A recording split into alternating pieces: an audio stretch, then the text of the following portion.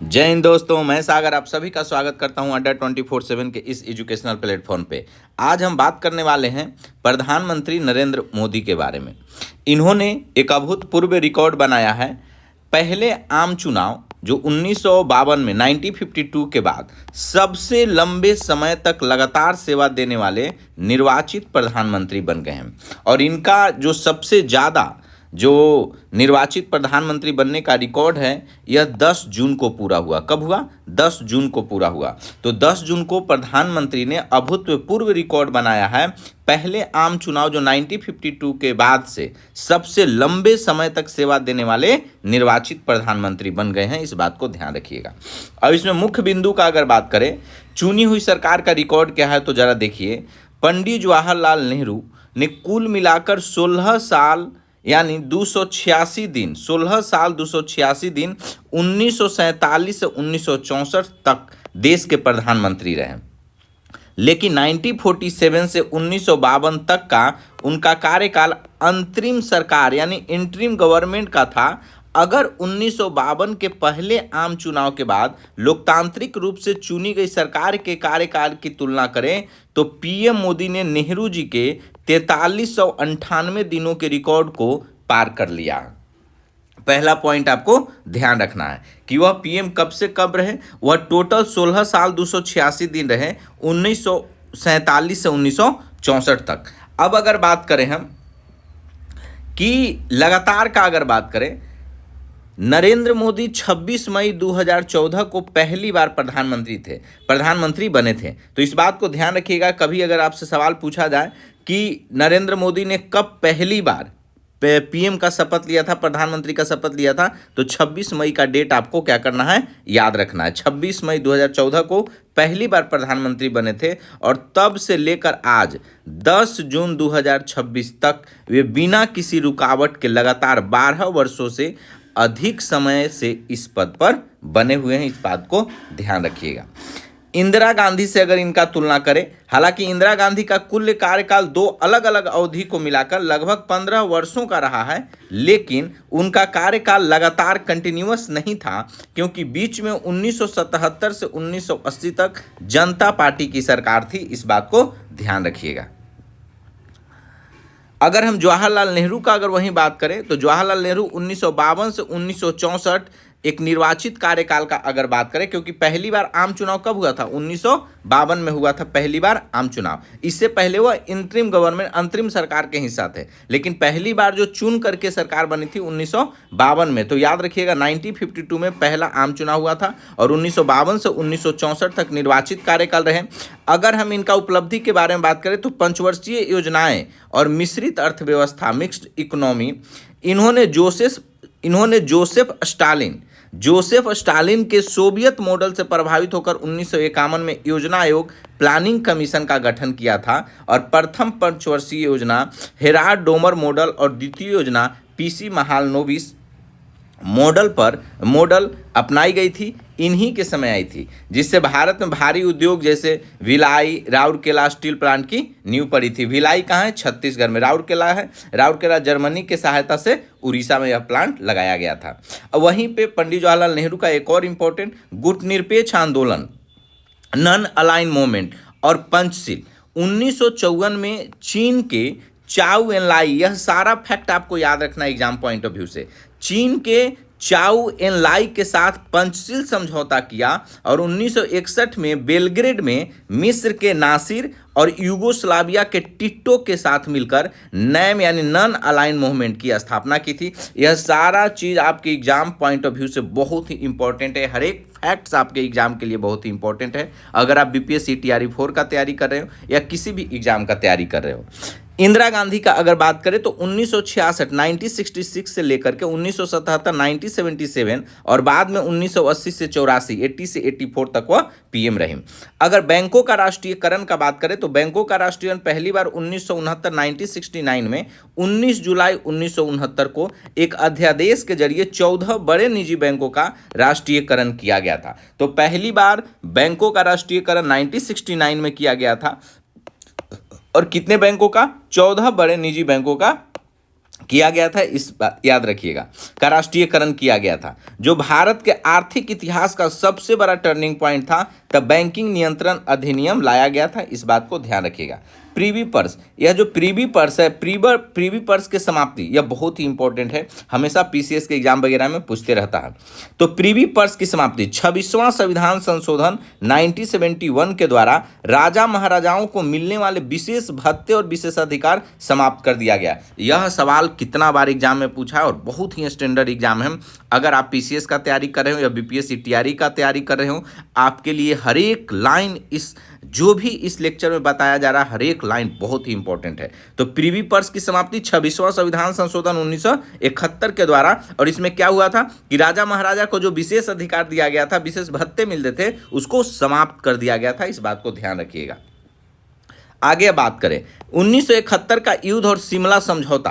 भारत पाक युद्ध के बाद बांग्लादेश का उदय हुआ, भारत पाकिस्तान के युद्ध के बाद बांग्लादेश का उदय हुआ, और 1972 में इंदिरा गांधी और जुल्फिकार अली भुट्टो के बीच शिमला समझौता हुआ। यह लेक्चर बहुत ही इंपॉर्टेंट है, इस बात को ध्यान रखिएगा, इसको 2 बार देखिएगा, कम से कम लिख लीजिएगा, रटिएगा, बहुत इंपॉर्टेंट है एग्जाम के पॉइंट ऑफ व्यू से। यह सारा चीज़ आपके जुबान पे होने चाहिए अगर आप सच में सरकारी नौकरी का तैयारी कर रहे हैं और गवर्नमेंट जॉब लेना चाहते हैं।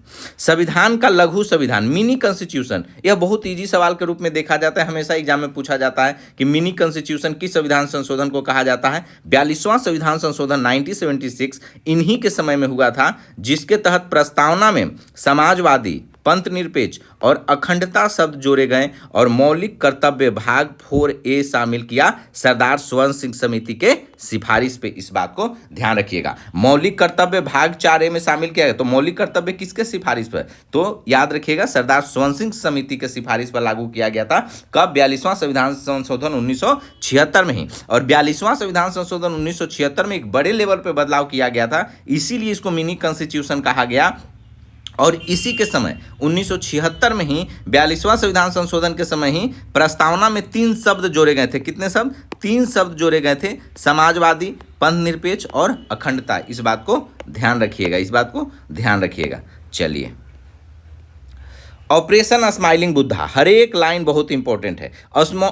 ऑपरेशन स्माइलिंग बुद्धा 1974, पोखरण में भारत का पहला सफल भूमिगत परमाणु परीक्षण 18 मई 1974, छोटा डेट याद रखिएगा, 18 मई 1974 इन्हीं के कार्यकाल में हुआ था। तो ऑपरेशन स्माइलिंग बुद्धा 1974 पोखरण में भारत का पहला सफल भूमिगत परमाणु परीक्षण कब हुआ है? 18 मई 1974 को इन्हीं के समय में हुआ था, याद रखिएगा। इंदिरा गांधी, राजीव गांधी के बारे में चलिए जानते हैं, 1984 से 89। देखिए, डिजिटल और टेलीकॉम क्रांति का अगर बात करें, कंप्यूटर टेक्नोलॉजी जो भारत में आया है, तो भारत में कंप्यूटर और सूचना प्रौद्योगिकी, इंफॉर्मेशन टेक्नोलॉजी के बढ़ावा देने का श्रेय इन्हें जाता है। और सैम पित्रोदा के सहयोग से C. यानी centre for development of telematics, इसका फुल फॉर्म याद रखिएगा, कभी भी पूछ देगा। C. का मतलब क्या होता है? C से centre for development of telematics की स्थापना की गई, किसके सहयोग से? सैम पित्रोदा का नाम आपको याद रखना है, सैम पित्रोदा के सहयोग से C. की स्थापना की गई थी, यानी centre for development of telematics का। एक एक लाइन आपके लिए बहुत इंपॉर्टेंट है एग्जाम पॉइंट ऑफ व्यू से। मतदान क्या है? सबसे बड़ा एक डिसीजन लिया गया था, 61वां संविधान संशोधन 1989 के द्वारा मतदान की न्यूनतम आयु 21 वर्ष से घटाकर 18 वर्ष किया गया। और यह एग्जाम दरोगा और बीपीएससी का एकदम पसंदीदा सवाल है, इस बात को आप ध्यान रखिएगा।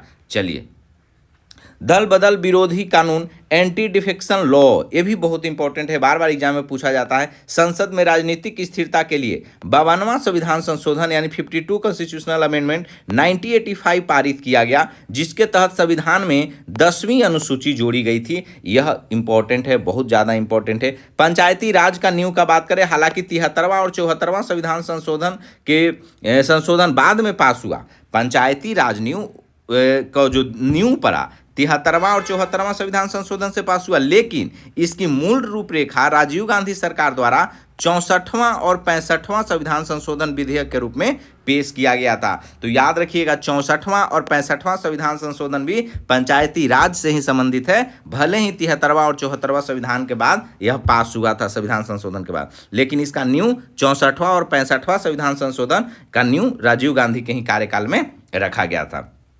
वहीं राष्ट्रीय शिक्षा नीति का अगर बात करें, नेशनल एजुकेशन पॉलिसी 1986 देश में शिक्षा व्यवस्था को आधुनिक बनाने के लिए 1986 में नई शिक्षा नीति लागू की गई और नवोदय विद्यालय जेएनवी की शुरुआत किया गया था। इस बात को ध्यान रखिएगा।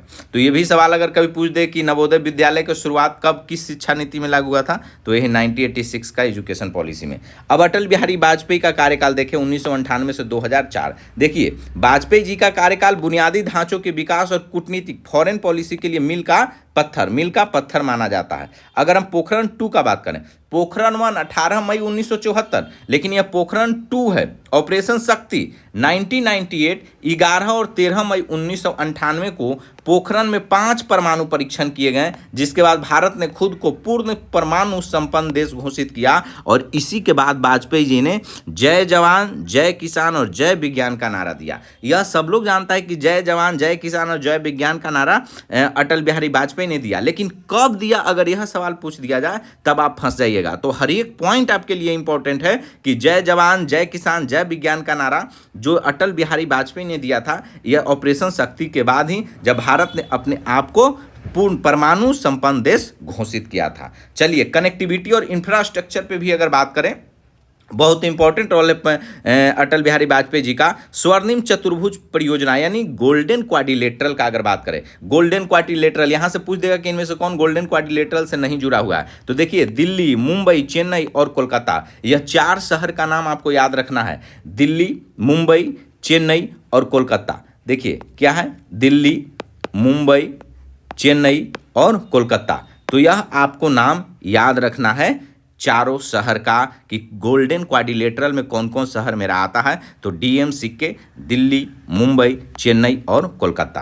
प्रधानमंत्री गरम सड़क योजना का बात करें तो 25 दिसंबर 2000 ग्रामीण भारत को बारहमासी सड़कों से जोड़ने की ऐतिहासिक योजना थी। तो जितना भी गांव में सड़क देखते हैं बना हुआ या गांव का हर चौक चौराहा में सड़क बन रहा है, तो यह प्रधानमंत्री ग्राम सड़क योजना जो 25 दिसंबर 2000 को पंडित जवाहरलाल नेहरू के ही अटल बिहारी वाजपेयी का ही देन है, एक तरीका से याद रखिएगा।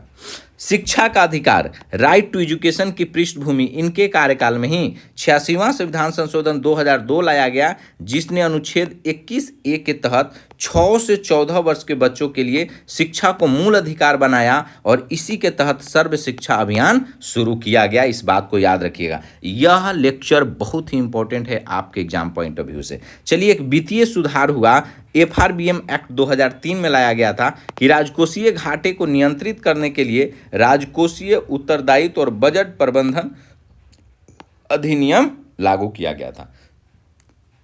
अगर वहीं डॉक्टर मनमोहन सिंह 2004 से 2014 का बात करें तो देखिए, एक अर्थशास्त्री प्रधानमंत्री के रूप में इनका कार्यकाल जन कल्याणकारी और अधिकार आधारित कानून राइट बेस्ड लेजिस्लेशन के लिए प्रसिद्ध है। अधिकार आधारित कानून राइट बेस्ड गवर्नेंस, इनके कार्यकाल में कई गेम चेंजर कानून संसद में पास हुए हैं, जैसे एक RTI एक्ट, सूचना का अधिकार 2005 में प्रशासन में पारदर्शिता के लिए लाया गया था। तो प्रशासन में पारदर्शिता लाने के लिए RTI एक्ट 2005 में लाया गया। मनरेगा का अगर बात करें तो 2006 में ग्रामीण रोजगार की गारंटी देने वाली दुनिया की सबसे बड़ी योजना, शुरुआत में इसका नाम नरेगा था, बाद में इसका नाम मनरेगा कर दिया गया। इस बात को ध्यान रखिएगा।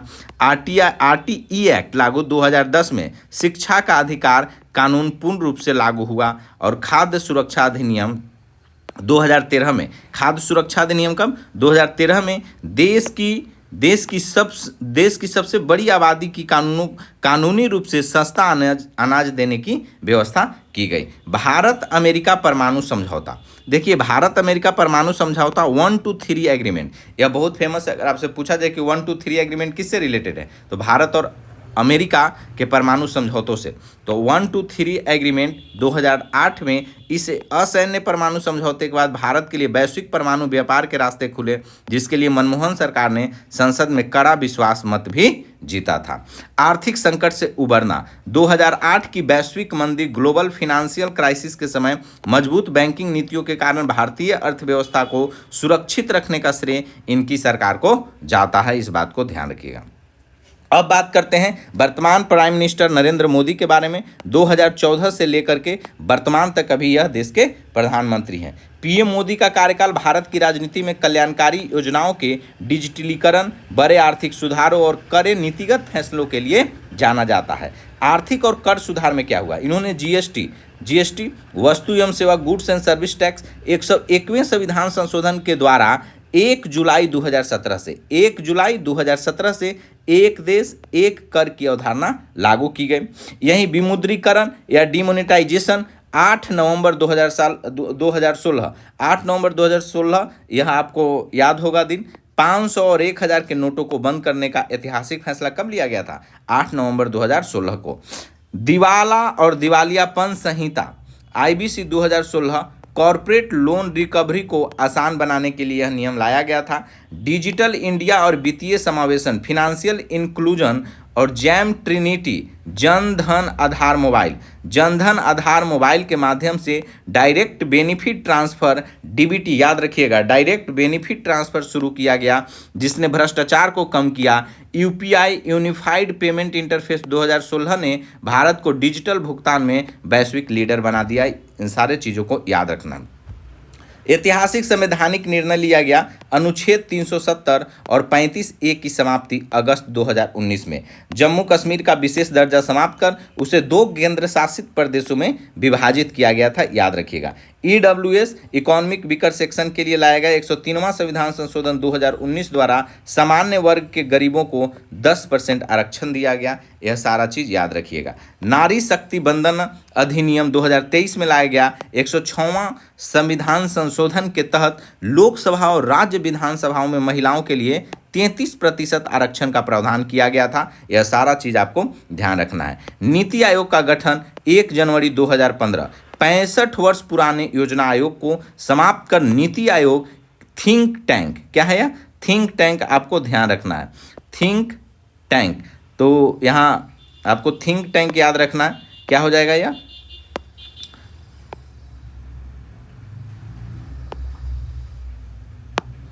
क्या है यह? थिंक टैंक, तो याद रखिएगा थिंक टैंक। तो थिंक टैंक की स्थापना की गई। सहकारी संघवाद कोऑपरेटिव फेडरलिज्म पर यह आधारित है। जो नीति आयोग है कोऑपरेटिव फेडरलिज्म पे क्या है? आधारित है। तो और वैश्विक नेतृत्व का बात करें, भारत द्वारा G20 शिखर सम्मेलन 2023 की सफल अध्यक्षता और ग्लोबल साउथ की आवाज बना। जब G20 का भारत क्या कर रहा था? अध्यक्षता कर रहा था। इस तरीका